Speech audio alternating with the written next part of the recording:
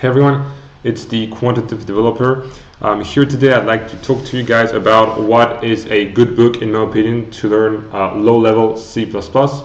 As a quantitative developer myself, I spend a lot of time working closely with quant researchers and quant traders at the prop trading firm that I work at, which means spend a lot of time translating algorithms and models into low-level C++ code and make it actually run fast and connect to the exchange, etc., etc., etc.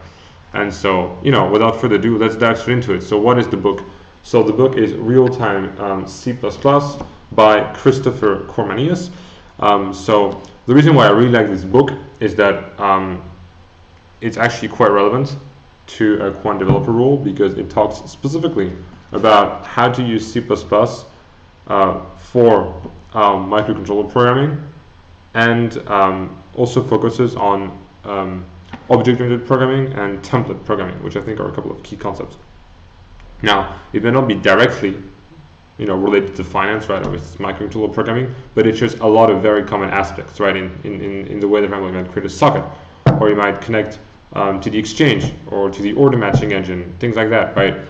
And so, this book is effectively, I think, quite good because it comes with a lot of examples for all of the concepts that are being, written about in the book. So every time they talk about an algorithm or an idea or a concept, they're going to include a fully working piece of code with always the headers, the main function, and a little piece of code that you can run, which is, I think, quite nice, very, very nice.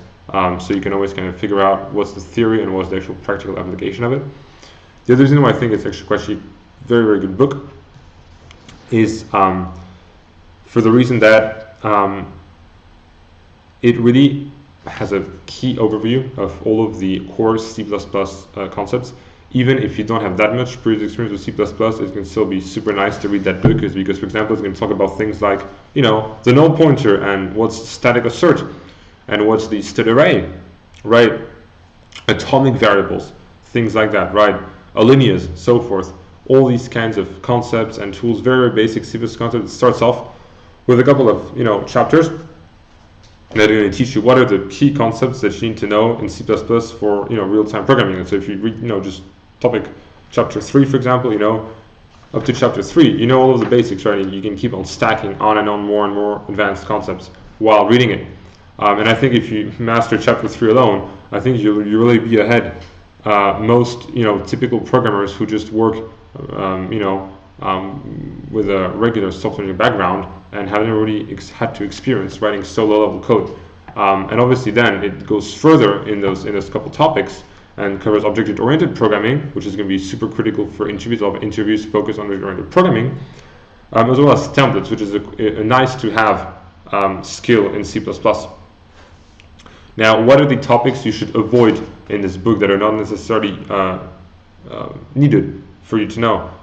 So I'd probably say that obviously everything is kind of useful, but some things are more useful than others. So if you were to focus on things, I'd definitely say that read the first 5 chapters, including object-oriented programming and template programming.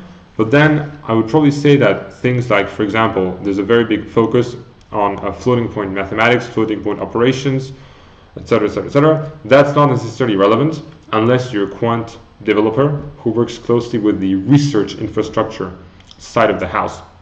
Because there, you're going to be focused on, for example, supplying, infrastructure that are going to help the quants run their models, and there you may be dealing with some floating point operations, right?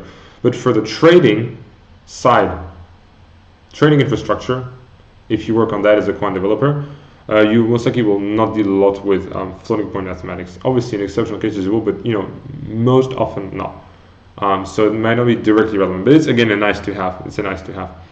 In terms of other tasks, I'd probably say that things like, for example, how should you use C language code in C++, also not super relevant. Talking a lot about C++ utilities, nice to have, they're not directly relevant. I think something that's actually quite relevant here would actually be the topics of multi-threading, multitasking, custom memory management. This shows up a lot in quant interviews. An example of that could be, the ring buffer, right? It talks about that in this book. Do you know what a ring buffer is? Do you know how it works? Could you compare what a ring buffer is compared to, for example, how linked list would operate, or for example, how an array would operate? What are the advantages? What are the drawdowns? For example, do you know what is cache locality? Things like that, temporal as well. So I think these are really cool things. Finally, the other cool thing about this book is that at the end of the book there is actually a tutorial over here on all of the core C++ features. Is going to cover all of the different types of casting, overloading, assertions, everything, all of the key concepts, the key fundamental concepts that are really important if you're a C++ developer. Even myself, when I routinely reread it, I end up reminding myself of things that I don't know that well. For example, most recently the three-way comparison operator. And a really cool thing I think you should do when you learn about these less known features, or you haven't had so much experience with them, or let's say if you switched more recently to a newer C++ version, either at work or in your personal project, is try and use and implement one of these new features in some actual production code, to make it, I would say, part of your typical tool set of kind of C++ functions and concepts used on a daily basis. And so, yeah, I think if you want to get really good at C++ and ace C++ technical interviews, definitely it's worth a lot focusing on those object-oriented principles, as well as memory and multi-threading. Also, there's a little bit on lock-free programming and state atomic as well. That's also actually recently become quite popular in quant developer interviews, because obviously if you're not using locks, obviously your threads are not sitting there waiting on a lock to get freed or things like that, and so that's much better for performance. And so this is really the game today when it comes to if you want to master these C++ positions and excel in those roles. I think this is definitely a book that you should make part of your kind of your to-do list if you haven't read it yet, or part of your favorite library if you already have it. But anyways, as usual, everyone, good luck to y'all, and take care. Bye.